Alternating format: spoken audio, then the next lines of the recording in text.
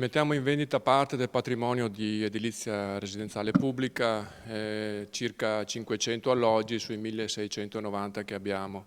Solo ieri il governatore del Veneto Luca Zaia ha annunciato l'intenzione di dare avvio ad un piano straordinario di alienazioni di immobili regionali. Oggi tocca al comune di Padova che per fare cassa mette in vendita le case popolari, oltre 500 tra case e appartamenti per un valore di 50 milioni di euro. L'amministrazione punta ad incassarne almeno 15. Palazzo Moroni si aspetta infatti una risposta positiva dal 30% degli attuali inquilini. Con questo intervento anzitutto vogliamo sistemare gli abitanti del comune, quindi avranno un'abitazione stabile e non più in affitto.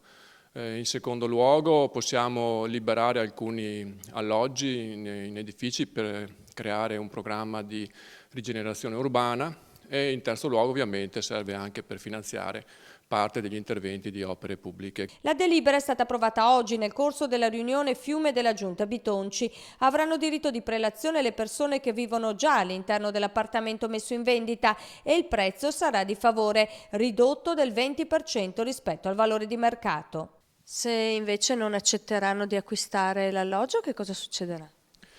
Succederà che questi alloggi andranno a libero mercato e comunque gli attuali occupanti non perderanno il loro alloggio perché noi li trasferiremo in altri alloggi del comune, quelli che attualmente sono sfitti. Saranno messe in vendita case popolari nei quartieri Mortise, Arcella e Ponte Vigo d'Arzere, oltre a quelle fuori comune.